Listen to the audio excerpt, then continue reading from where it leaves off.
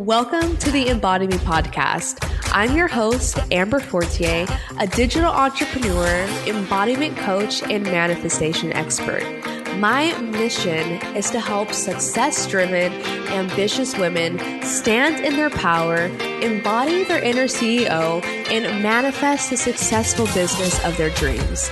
This podcast provides you with thought-provoking conversation, manifestation techniques, and wellness tips to turn your spiritual practices into a lifestyle, discover your inner rich babe, and massively transform your business, brand presence, and bank account. Let's effortlessly manifest opportunities and embody the rich, the confident, and the wildly successful version of yourself. Press play to dive in.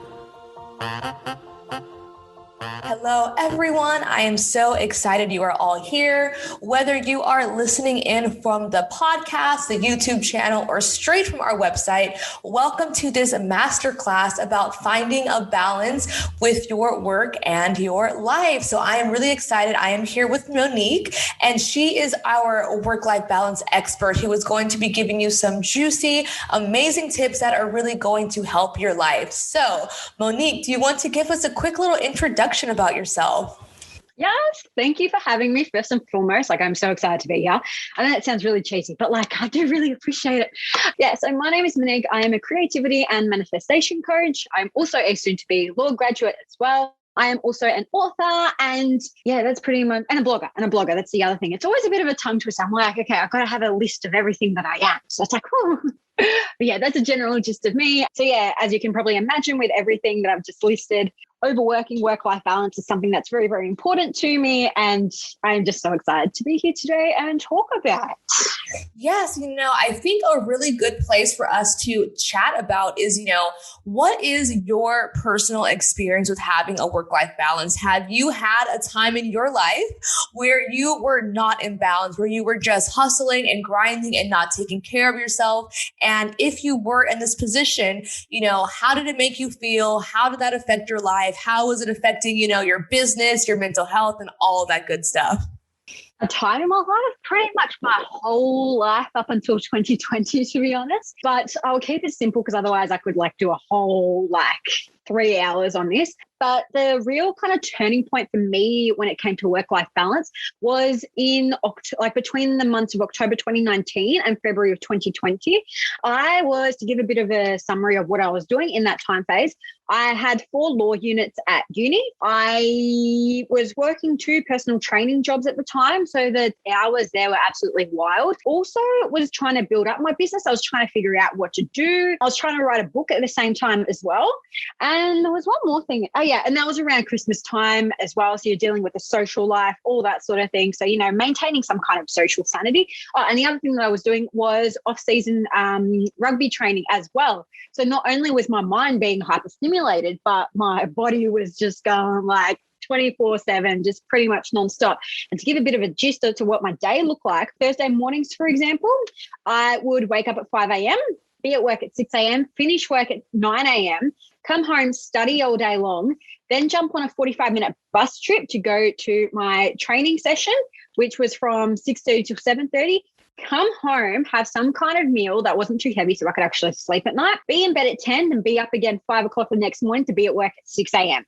So that was kind of an average sort of 24 hours. I was working 6 days a week. The one day off that I had that was training as well. So I never really had a day off. Come around January, so probably 4 months in, I had a day where I got back from work and I just felt so fatigued, so depleted. I'd never felt like that before. And I was a bit maybe I've got something, I was a bit run down, something like that. But then it kind of became more consistent. And every time I'd train, I'd end up my muscles would feel really, really weak. And I was when you train, you get sore, you can't even get up off the toilet seat properly without being oh my gosh, I feel like an 80-year-old woman, that kind of thing. For me, it was just my muscles were just super, super weak. And I was something's not right here. Yeah, once it came exam time, I had 4 exams for these law units. Oh my gosh, how I got through that, I do not know, but I'm here. That's the main thing. I actually had a major panic attack at the end of one of the exams.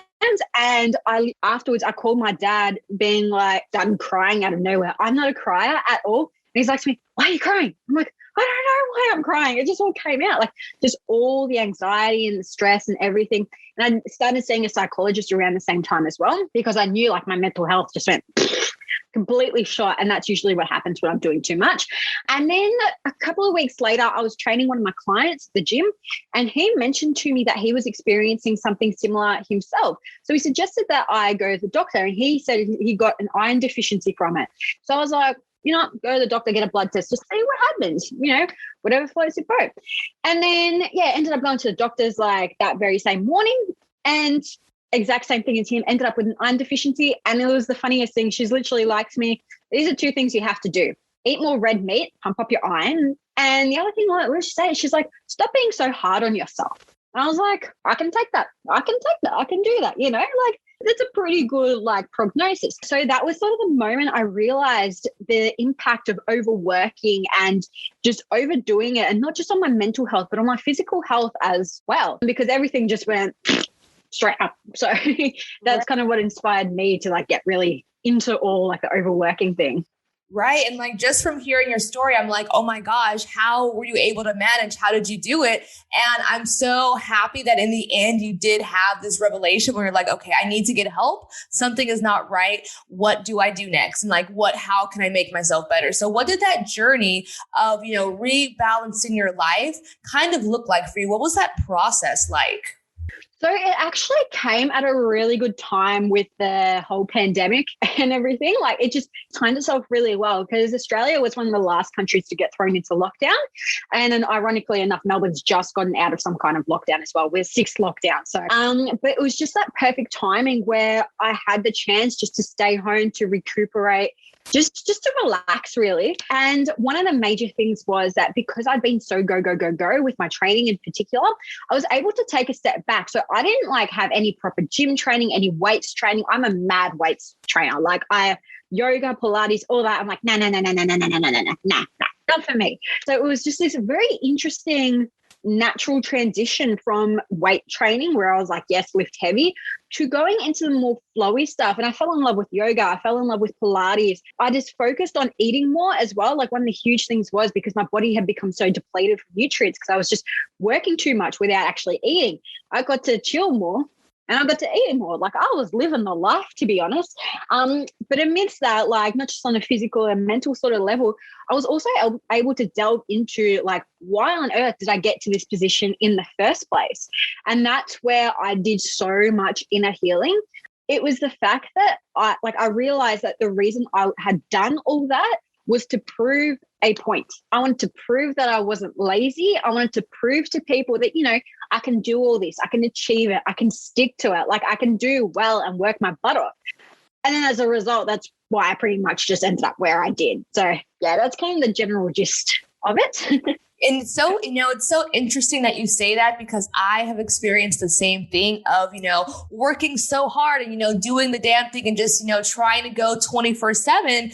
And then during the pandemic as well, I had this realization that, okay, why am I doing this in the first place? What is the point? What made me feel this way? And so often after talking to a lot of clients, meeting a lot of people, I realized that for one, I have been conditioned from part of my childhood to work so hard. I after going back and kind of, really reflecting on this, there was a time when I was maybe in like 4th or 5th grade, and I wasn't feeling that good. I was kind of feeling a bit under the weather. And one of my teachers was like, oh, you could just do the work. Stop being lazy.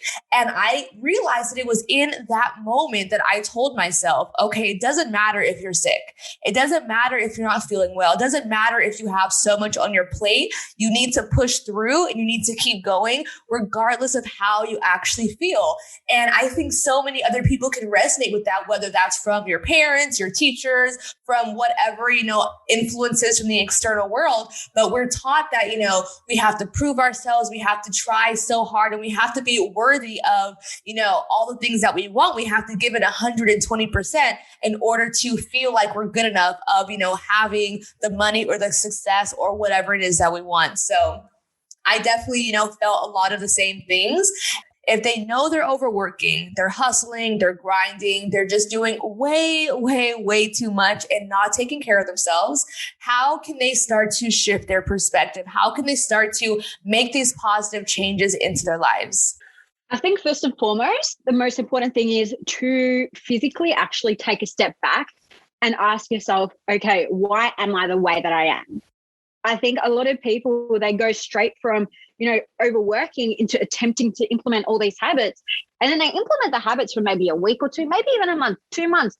But then they end up back at square one because they haven't dealt with the core of the issue. So definitely actually like what you said before, reflecting back on like a childhood memory, a teenage memory, a thought pattern that you've noticed is like coming up over and over again, and recognizing what the actual like core issue is and what core event caused it. Like for me, like what you say with the teacher being like, oh yeah, suck it up, just keep going. I had a moment when I was, I think 10 as well. And I was at swimming classes and the teacher said to me, not the teacher, the owner of a swimming class, he'd known me since I was like 10 months old. He literally said to my teacher, be careful of Monique because she has a tendency to be a bit lazy. And at that point in time, that morning in particular, I'd had netball at 8 a.m.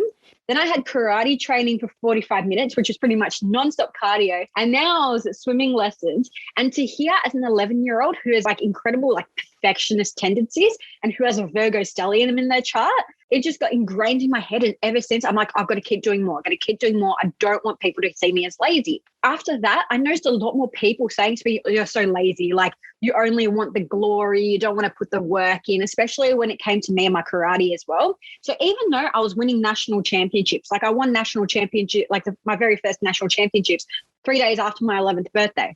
And like very, very rarely do people win national championships in their first year, especially if they don't win the state championships beforehand. I got a silver at the state championship. So at such a young age, I was already go, go, go, go, go. And it's because I did enjoy what I did, but it quickly became about proving my worth. So definitely actually getting to the core of the issue. Why do you need to hustle, hustle, hustle? Another big one is, why do you keep saying yes to things that you want to say no to? That is another huge one. And it all comes down to self-esteem, self-worth, and just wanting to prove people right because you don't trust yourself that you are that person that you really know you are. Well, that makes total sense. And like you said, really getting to the root cause. Why am I like this? Why do I keep doing this? Because the first step of changing your life is awareness.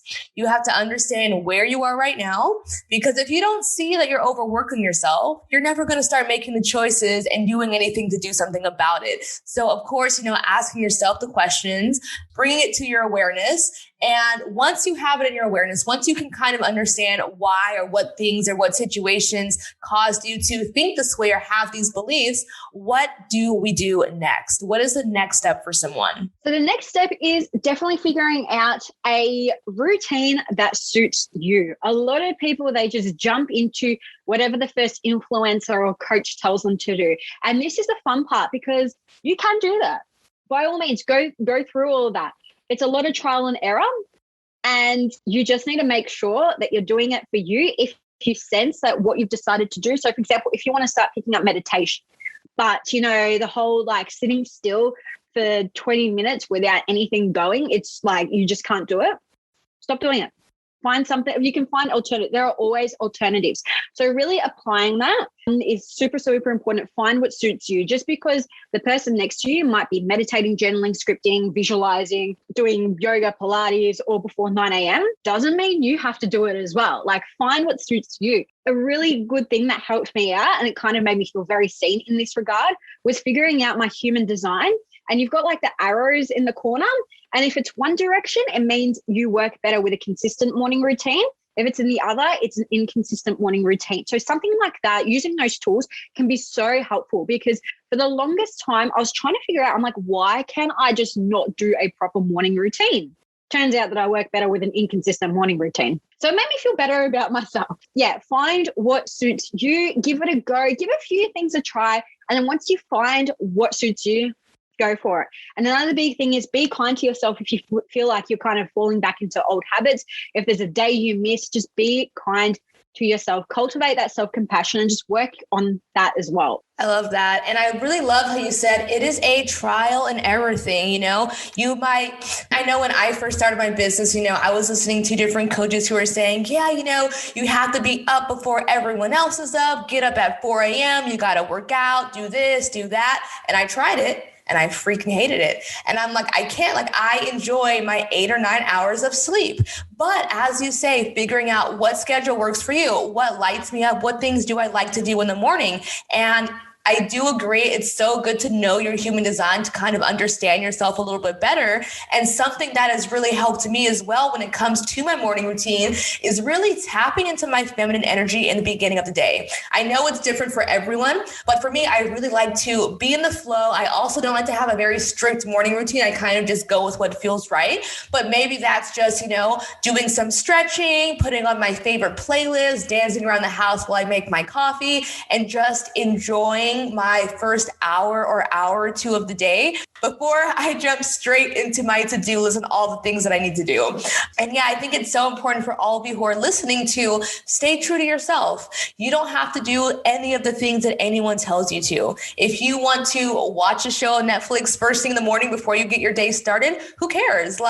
Figure out what works for you. Practice time blocking. That has really changed my life. And if you don't know what it is, it's essentially planning your day pretty much on an hour by hour basis. So saying, okay, at 6:30 a.m., I'm waking up. At 7 a.m., I'm doing this. And just going through your day and making sure that you have time for all the things that you want to do.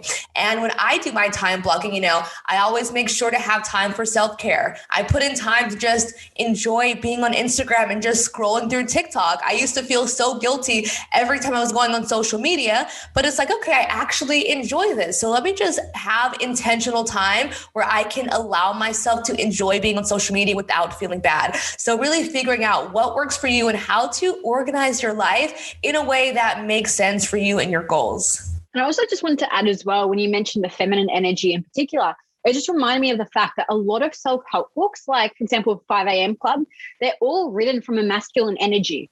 Be very mindful of that, because when you're very do, a lot of women in particular, people who are very dominant or someone who's very dominant with feminine energy, something like the 5 a.m. Club where they're waking up before 6 a.m., on a health perspective, anything before 6 a.m. is just messing with the circadian rhythm. So you actually might be doing more harm than good, but definitely with feminine energies in particular, the 5 a.m. Club, not a fan. I apologize if anyone's listening or watching and thinking, oh my gosh, it's my favorite book ever. But personally speaking, be very mindful of the fact that a lot of these books are done from a masculine perspective. So if you are someone who has actually pursued, trying to go with the flow, create a routine, and it's just not working out for you, that might be why. And it's so funny because I also read that book and I loved it. And, I still apply a lot of the things that they say in the book, but I do that at 8 a.m. So you can really do this in a way that works for you, because your life is just going to just be so much better when you have that balance. Because, we are multidimensional beings where it's not all about work. It's not all about success and achieving things and doing the things, but you need to enjoy. And I really noticed that when people don't have a healthy work-life balance, they're just not present. You might be with your kids and they're wanting to spend time with you. They're wanting to be around you, but you're tired. Can you go please sit down and play some video games and leave me alone? And then, you're not really enjoying the moment. You're not enjoying where you are and, what you're doing. So creating this healthy balance is really going to improve your life on just so many aspects. Okay, so can you, give us a little more detail about what is the step-by-step process and, how will it actually look like when you do have this work-life balance that we're talking about? So pretty much, obviously, first step is recognition and awareness. Second step is being able to recognize the actual core reason and be able to sort of sift through the emotions of that, because that is going to be for a lot of people, up to decades worth of trauma. There's a decade's worth of trauma stored in their bodies. So making sure that, you're healing through that. What helped me in particular was chakra meditation. So really getting aware of where it is in your body and recognizing that and sort of incorporating your chakras into it as well. And then the next step from there is actually starting to really get clear on what you actually want to be doing in your day to day. So something to help you out. So obviously like see what other people are doing, get an idea, but kind of sit down and get clear on what it is that you can see yourself doing. Something that really helped me out was getting clear on my values. So for example, if your values are free, like for me, they're freedom and fun. So for example, if you start noticing that what you're doing, the work you're doing, the habits you're incorporating, they don't feel freeing and they don't feel fun, that's the moment where you can take a step back and reanalyze like what it is that you're doing in your day-to-day life and seeing whether it's actually applicable. So for example, I had this moment last week with my business. I'm in midway through a launch. And I started realizing that I was go with trying to sell, trying to like gain traction and people kind of like just promoting it, the usual launch stuff. You're a business owner, you get what I'm saying. But I noticed that it just didn't become as fun as I thought it was. And it became more of a chore. So when you start noticing that these things are a bit of a chore, that's your sign to go, oh, hang on a second, take a step back. Let's realign what we're doing and get clear on what we want to do. To be able to recognize that is how you prevent burnout in the future and for like future things happening again. So that's another thing, get clear on your values. As for what it actually looks like, it feels so freeing. You probably have a lot of friends yourself who I just keep whinging about things. They're like, oh, I'm so tired. I'm so bored. Like, I can't wait for Sunday. I can't wait for Saturday. Can't wait for Friday. When you have that work-life balance, let me be real with you. You're not going to really worry about the weekend. It's like Fridays and Mondays are going to become the same thing to you. And it's all about that perspective shift. It feels so freeing. It feels like, sometimes it actually feels like you're a bit otherworldly because, you're just living life. You've got this great balance. You're doing what you love. You're doing what lights you up. And then everyone else around you is kind of just like still like a zombie-like, oh my gosh, I hate life kind of a thing. You're going to start loving life. Pretty much. You're going to wake up in the morning and be like, yes, I get to do this throughout the day. It feels otherworldly, to be honest. And it feels so freeing. It feels so liberating. Liberating is the word I'm looking for. You just feel liberated from everything that was essentially holding you back. So that's a general gist of it, but definitely get clear on the values. I can't stress that enough because that's such a helpful tool to recognize when you're kind of going, out of balance a bit. I freaking love that. And now that I've started to grow my business and I'm really, creating my life in a way that really works for me, I love every single day. I don't have a day where I'm like, oh, it's Monday. I got to go to work. I got to do this. And as you say, when you notice that you're kind of falling into that direction, and when you notice like, okay, every time I have to do, for example, discovery calls with people, I just get this feeling inside where I'm like, oh. So maybe, when you start to notice things like that, whether that's in your business, in your personal life, doing social things, it can even be, your friends always ask you to go out and you just rather stay at home and chill. Whatever it is, if you're not feeling lit up about it, if it's not a hell yes, it's time to reevaluate and find out why and find out maybe it's something that you need to shift and do something different. So I absolutely love that. It's such a game changer. Like once I did that, like my whole energy shifted. Like people who I hadn't seen in months were like, girl, you're glowing. Like, what's going on here? I was like, because I had a life glow up. What can I say? And another thing that I want to mention as well, do daily regular check-ins with yourself. As soon as you start feeling like the tiny little smidgen of like tension in your body, go, yep, okay.